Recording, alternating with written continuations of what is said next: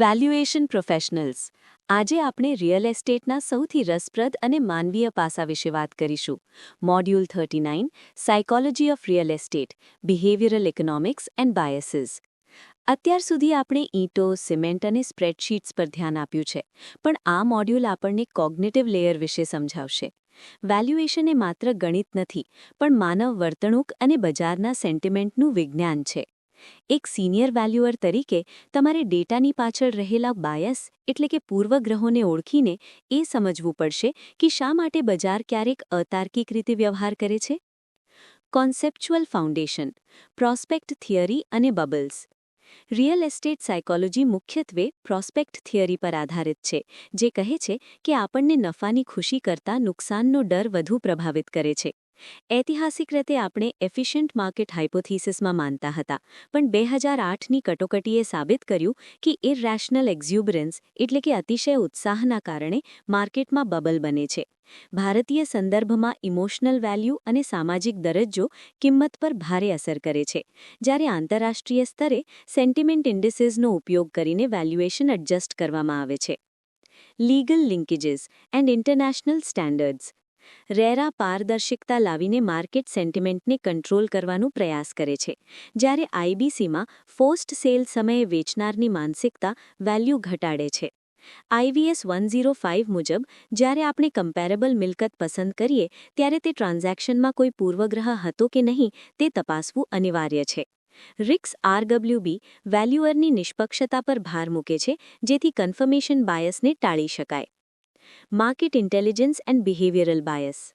જ્યારે બજાર ટોચ પર હોય ત્યારે ફોમો એટલે કે ફિયર ઓફ મિસિંગ આઉટ દરેક ટ્રાન્ઝેક્શનમાં ઉમેરાયેલ હોય છે.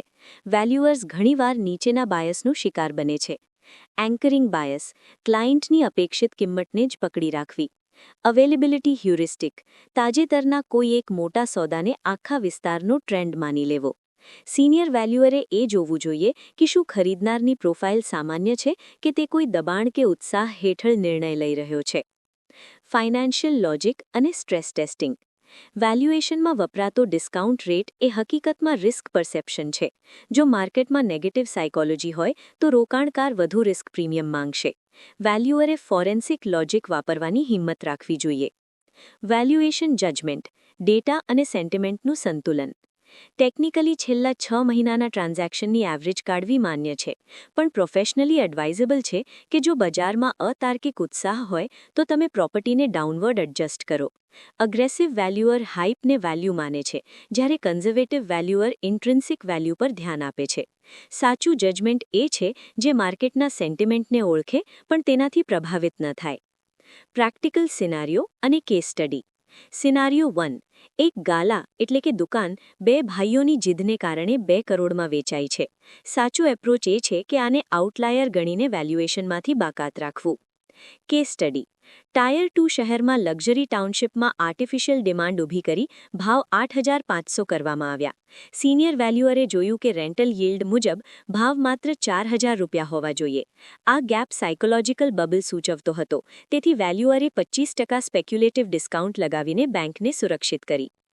રેડ ફ્લેગ્સ અને લિટિગેશન રિસ્ક. કન્ફર્મેશન બાયસ, પોતાની ધારણાને સાચી સાબિત કરતા ડેટા જ શોધવા. સોશિયલ પ્રૂફ, બધા આપે છે એટલે મેં આ ભાવ આપ્યો તેવો બચાવ કરવો. જો રિપોર્ટમાં તાર્કિક કારણો કરતાં માત્ર માર્કેટ ટ્રેન્ડ જેવા શબ્દો હોય તો તે ઓડિટમાં ફેલ થાય છે. બબલ માર્કેટમાં હાઈ વેલ્યુએશન આપવું એ ભવિષ્યમાં પ્રોફેશનલ નેગ્લિજન્સ સાબિત કરવા માટે પર્યાપ્ત છે. આ મોડ્યુલનું અંતિમ લર્નિંગ એ છે કે ભાવ એ છે જે તમે ચૂકવો છો, પણ વેલ્યુ એ છે જે તમને ખરેખર મળે છે.